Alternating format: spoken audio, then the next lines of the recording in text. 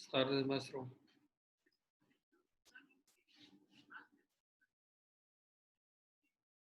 Buenas tardes.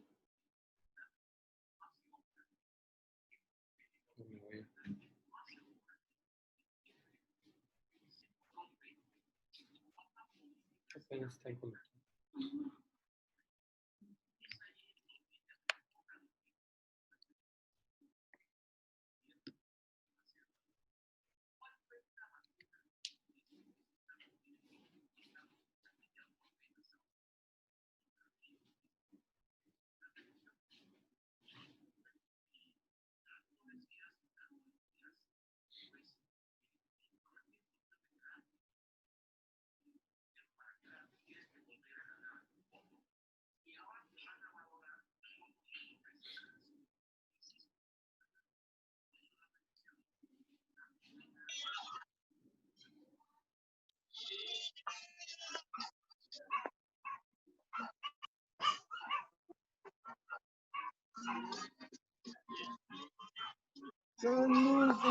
Fue la razón.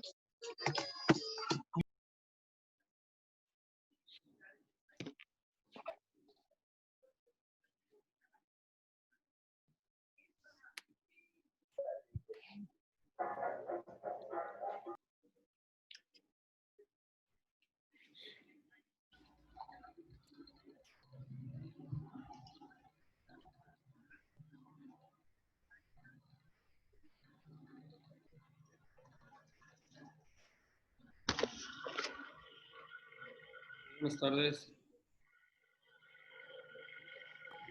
Buenas tardes, licenciado. Buenas tardes, Lick. Buenas tardes, Lick. Buenas tardes, Liz. Buenas tardes.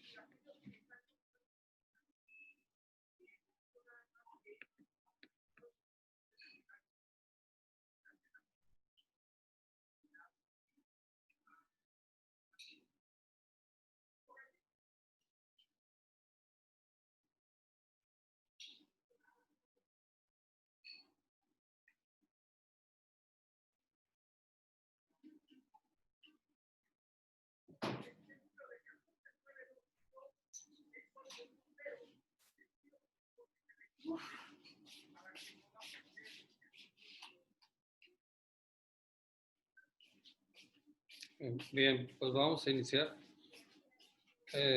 Buenas tardes. En la clase anterior sí me gustaría que me recordara qué fue lo último que vimos.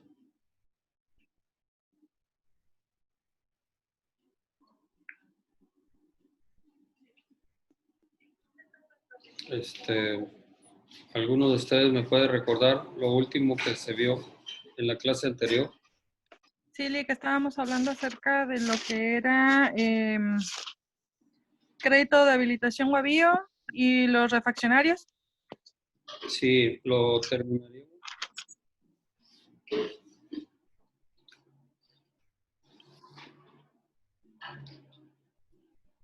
Bien, decíamos que los créditos de habilitación o avío y los refaccionarios pues son aquellos que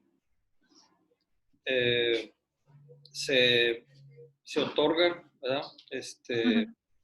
Una persona llamada acreditado o aviado queda obligado a invertir el importe del crédito que le otorga el acreditante, aviador, para la adquisición de las materias primas y materiales o en el pago de los salarios y gastos directos de explotación, indispensable para los fines de su empresa. Este sería el contrato de habilitación o avío. Decíamos que el de avío es prácticamente para adquirir, pues si se trata de de la agricultura, pues de las materias primas y materiales que se requieren, pues para sembrar, para poder cultivar algún producto agrícola, ¿verdad? No sé, pues hay muchos. Pueden ser granos, puede ser fruta, legumbres, y para pagar los salarios y gastos directos indispensables para la explotación. Pues es obvio que para llevar a cabo la siembra, vamos a poner un ejemplo, de 10 hectáreas de cebolla, pues primeramente hay que comprar la semilla y posteriormente hay que realizar trabajos con tractor. Se tiene que preparar la tierra para la siembra y todo eso cuesta, ¿verdad? Es una serie de preparación de la tierra de tal manera que quede lista ya cuando haya humedad suficiente pues, para sembrar. Obviamente que se aplican fertilizantes también, ¿verdad? Para combatir plagas, para fortalecer más a la planta.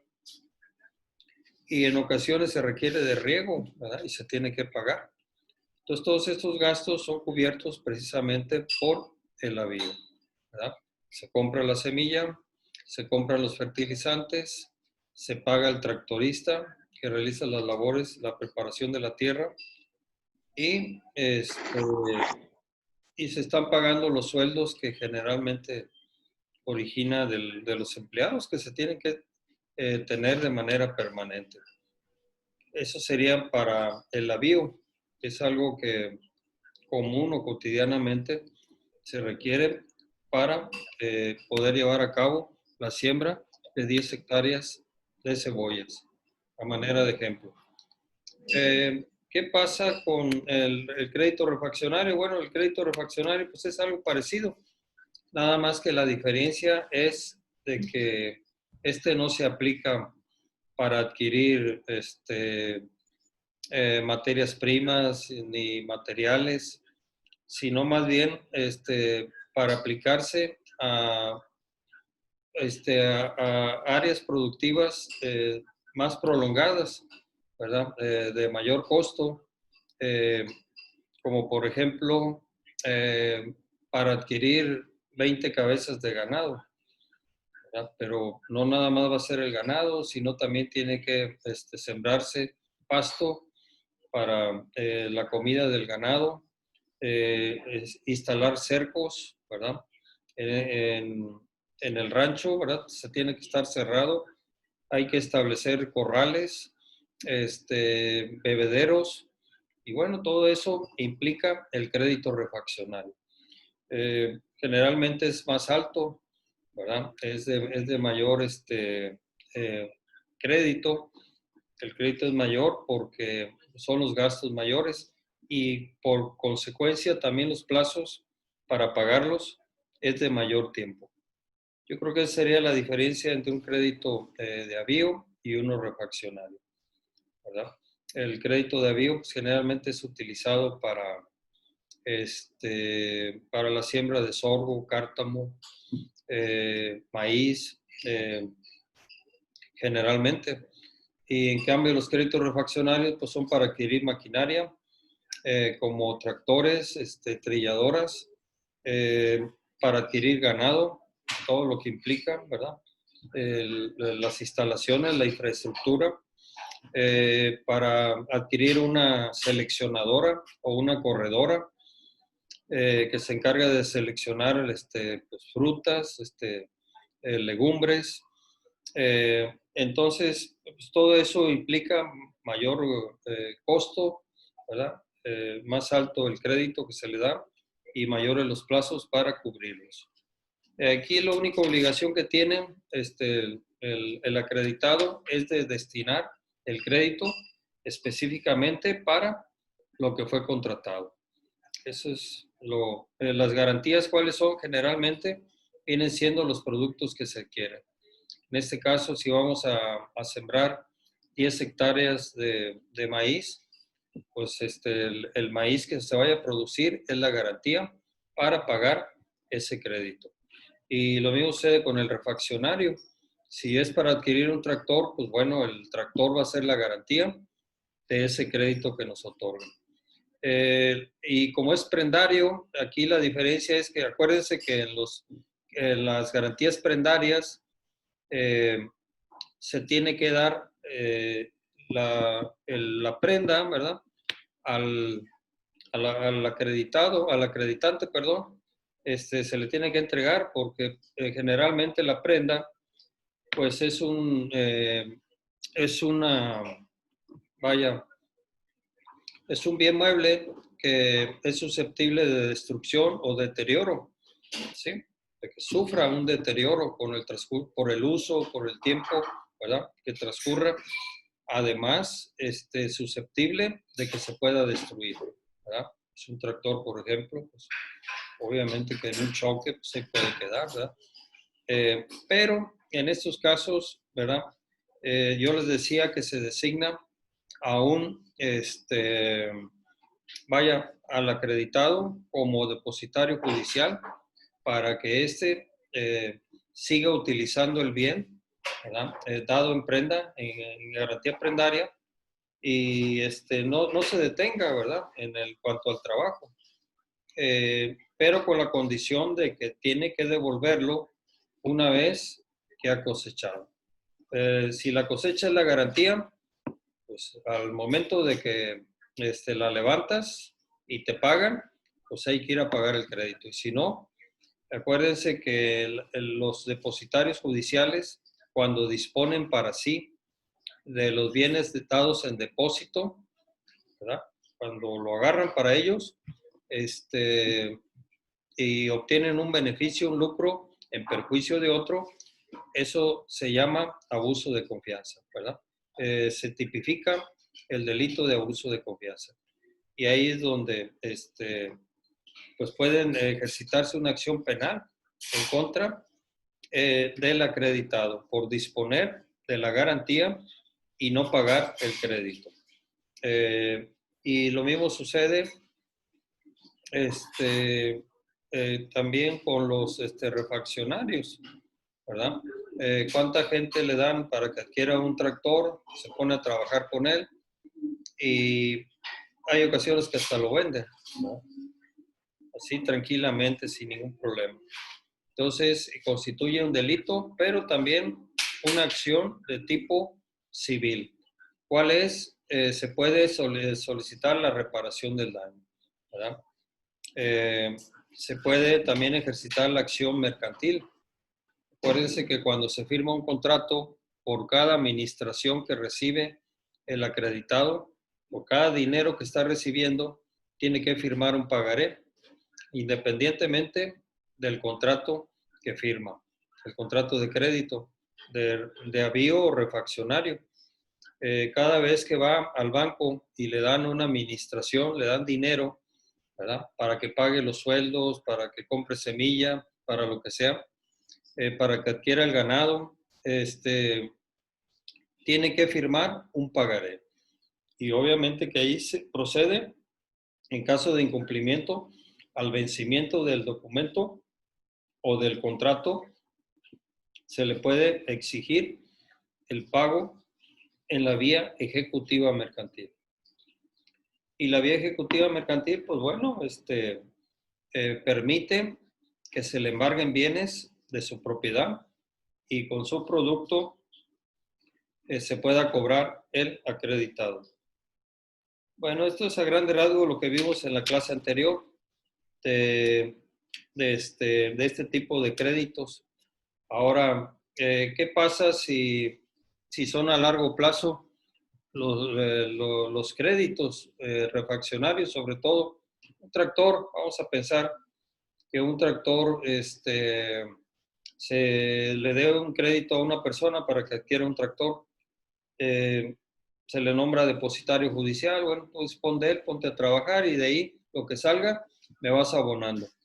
Tiene que pagar anualidades por 5 años, pero resulta que el contrato dice que a la segunda anualidad no cubierta o no pagada o insoluta, se dan por vencidas todas las demás anticipadamente.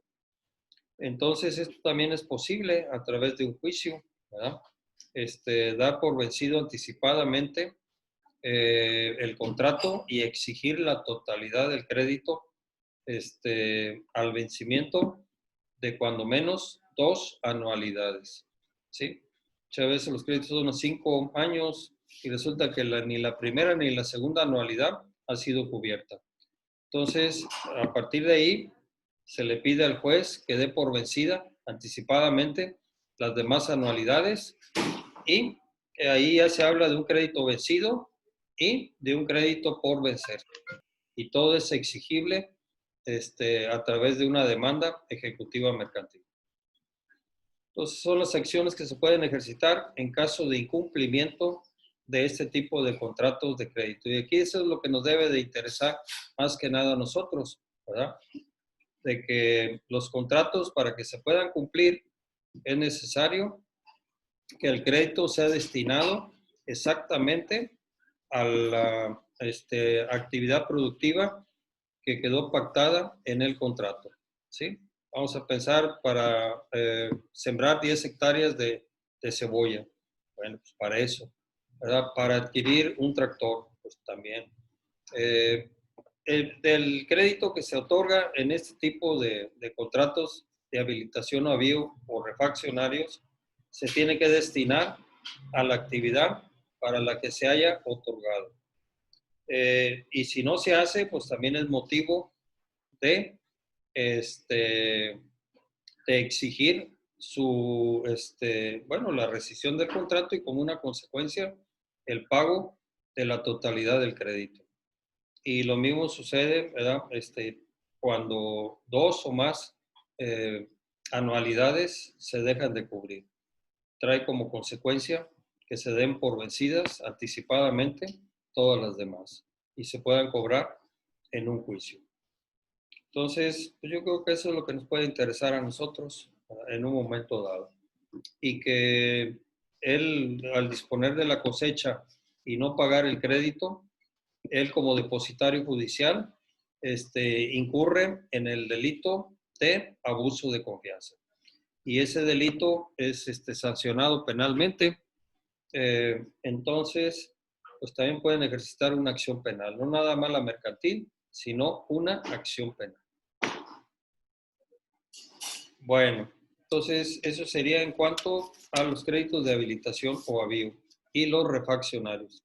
¿No tienen duda al respecto? Maestro José Luis, ¿algún comentario, alguna duda? ¿Todo bien? Muy bien. Eliseo, todo bien. Ok. ¿Algún otro compañero? ¿Verdad? No, Lick, todo está claro, Lick. Correcto. Bueno, entonces, vamos a ver otra operación de crédito llamada el contrato de cuenta corriente. Contrato de cuenta corriente. Estos son contratos un poco más comunes, ¿verdad? Bueno, no quiere decir que los de avío o refaccionarios también son muy comunes, porque nosotros vivimos en una zona agrícola en donde continuamente, ¿verdad?, se dan este tipo de créditos. Inclusive los da el ingenio del mate, ¿eh? Es algo común, al menos el avío, ¿verdad? Todos los cañeros cada fin de semana pasan por el avío, que para pagar el agua, para pagar al tractorista, que para pagar a los que chapolearon, etcétera, ¿verdad? Todo a cuenta de la caña, desde luego. Ya una vez que cortan la caña, produce, sacan las cuentas y todo eso se cobra primero el ingenio y posteriormente si sobran alcances, pues se los da al cañero. Pero también los contratos de cuenta corriente pues son algo común, ¿verdad? Son operaciones de crédito muy comunes.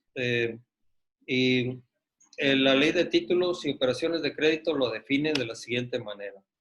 Dice que el contrato de cuenta corriente, en virtud del contrato, los créditos derivados de las remesas recíprocas de las partes se anotan como partidas de abono o de cargo en una cuenta. Y solo el saldo que resulte a la clausura de la cuenta constituye un crédito exigible y disponible.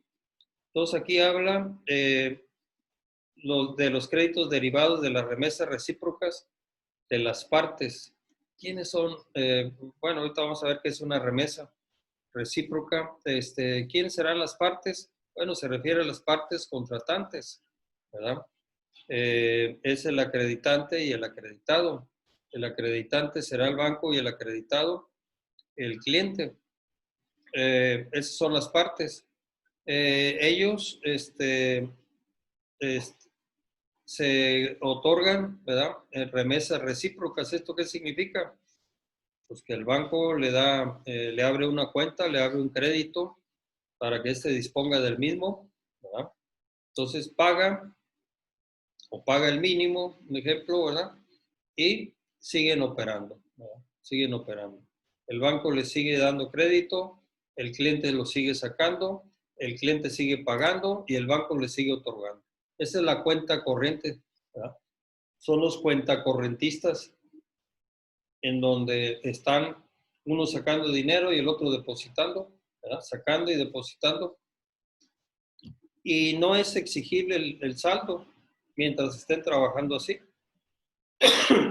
Mientras estén otorgando remesas o dinero recíprocamente, ¿sí? Al maestro José Luis le abro una cuenta, yo soy el banco, por 200,000 pesos. Él es comerciante. Bueno, pues empieza, ¿verdad? A pagar, a expedir cheques, en fin, empezamos a trabajar, ¿verdad? O lo mismo sucede con el contrato de apertura de crédito en cuenta corriente de tarjeta de crédito, ¿verdad? Es algo parecido, en donde te piden que cuando menos deposites el pago mínimo para seguir operando, ¿sí? Entonces, ¿qué sucede? ¿Cuándo es exigible en caso de que haya algún saldo no cubierto? Pues al final, ¿verdad? Cuando se da por terminado el contrato, el saldo que resulte es el exigible nada más. Mientras, pues no hay ningún problema, ¿verdad? Ustedes, por ejemplo, en un contrato de apertura de crédito en cuenta corriente para adquirir tarjeta de crédito, les exige nada más que de los 1,000 pesos paguen el 10%, ¿verdad? Un ejemplo. Entonces, si el banco me otorgó 1,000 pesos o yo dispuse de 1,000 pesos en tarjeta de crédito, pues obviamente que me va a cobrar esos 1,000 pesos que dispuse más los intereses y las comisiones. Y tengo que pagar un 10% para seguir operando, ¿verdad? Que es el pago mínimo que le llaman. Mientras yo esté cubriendo el mínimo, seguimos operando, ¿verdad? Yo sigo sacando dinero, sigo disponiendo del crédito, el banco me lo sigue otorgando y yo estoy pagando el mínimo o más del mínimo, ¿verdad? No sé. Y así es como se trabaja en los contratos de cuenta corriente. ¿Cuándo es cuando puedes exigirle el pago a alguien?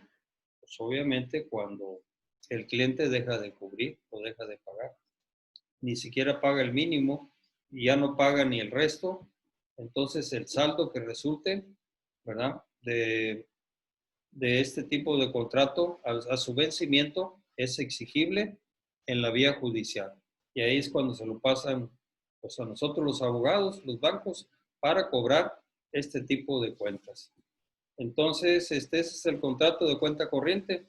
En virtud del contrato de cuenta corriente, los créditos derivados de las remesas recíprocas de las partes se anotan como partidas de abono o de cargo en una cuenta y solo el saldo que resulte a la clausura de la cuenta constituye un crédito exigible y disponible.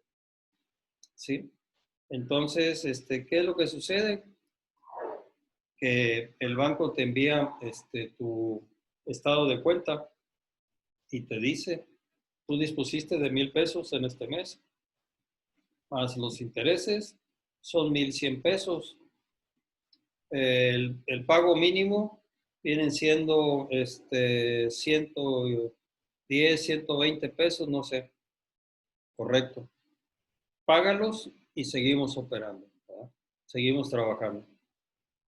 En la medida que se deje de hacer, se clausura el contrato y el saldo que resulte es la cantidad exigible en la vía extrajudicial o judicial. ¿Cuál es la vía extrajudicial? Bueno, la vía extrajudicial pues es cuando va el abogado a la casa del cliente y le dice que le pague la deuda. ¿Cuándo es la vía, se utiliza la vía judicial para cobrar este crédito? Pues precisamente cuando acudimos en una demanda ejecutiva mercantil ante un juez, presentamos el título de crédito o el título ejecutivo, dependiendo de qué se trate, ¿verdad? En este caso es el contrato, con la certificación de adeudos expedida por el contador facultado, hacen título ejecutivo y, y se exige el saldo insoluto. Bien, eso sería la forma como se trabaja. La institución de la cuenta corriente se ha formado en la práctica. Mediante el contrato de cuenta corriente, las partes persiguen la finalidad de limitar o disminuir sus pagos en efectivo. Dos comerciantes que tengan constantes relaciones de negocios podrán convenir en no exigirse el pago de sus créditos recíprocos derivados de las remesas que se hagan, sino inscribirlos o anotarlos en una cuenta y exigir solamente el saldo que resulte a su clausura o cierre, ¿verdad? Pues eso también es posible. ¿Cómo lo vemos? Pues entre los comerciantes, ¿verdad? Tú vendes zapatos y viene un proveedor de León, Guanajuato, ¿verdad?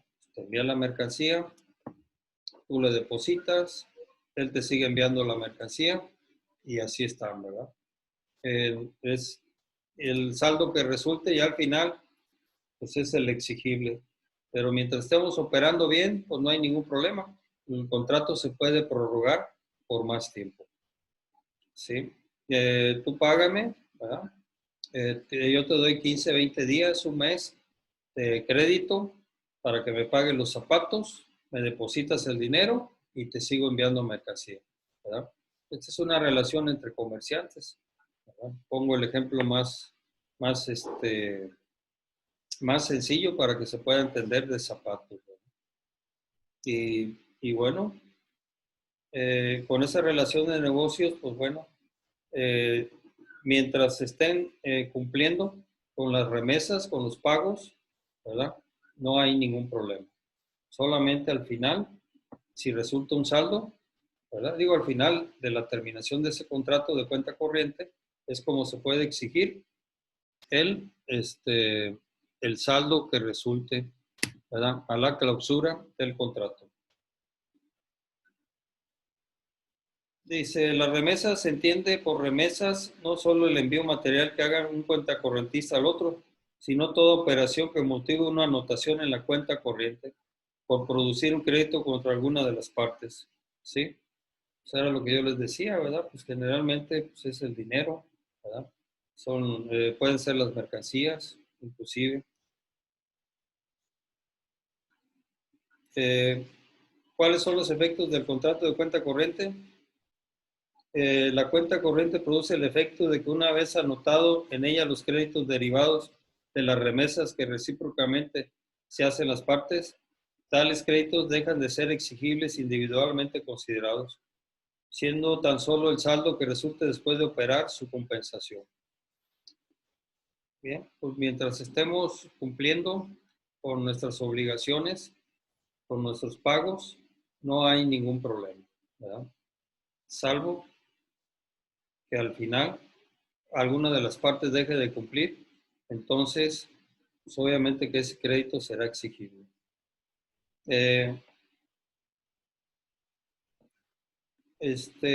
Ya se me acaba el tiempo.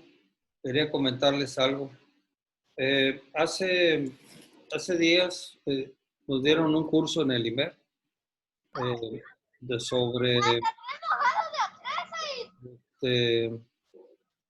acerca de una plataforma que se constituyó, ¿verdad? Fue creada por el IMER. Esta plataforma, pues así se llama, plataforma IMEP, que es una especie del SOM que estamos utilizando ahorita, nada más que ya es propiedad del IMEP.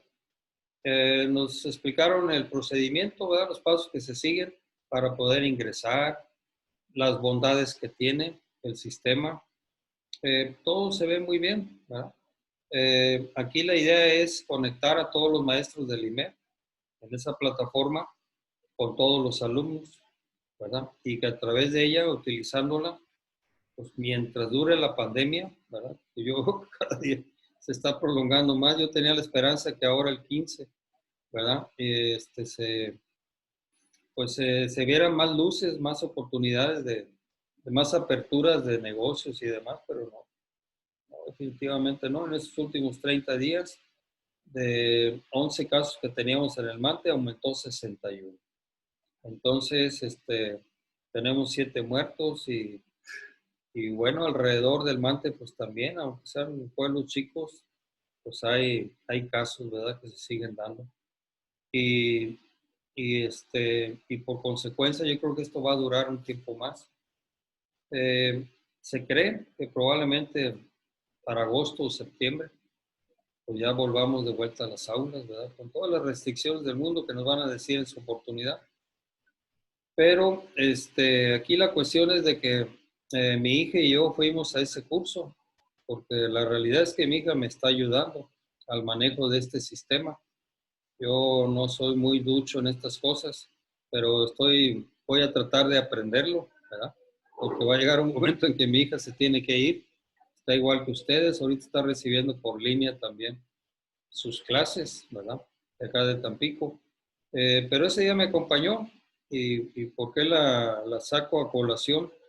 Pues porque me interesaría que la escuchara. Les va a dar una plática porque ella entiende mejor este tipo de sistema, ¿verdad? Y bueno, la idea es de que les pueda dar algunas indicaciones que les permitan a ustedes poder ingresar a esta plataforma, ¿verdad? Es algo parecido al SOM, pero tiene sus particularidades y sus bondades. Está mejor diseñado precisamente para la educación, ¿verdad? El otro no, el otro es más genérico, más empresarial, más de televisión y esas cosas. Pero aquí sí está diseñado exclusivamente para la educación, ¿verdad? Para que el maestro lo pueda utilizar y los alumnos también.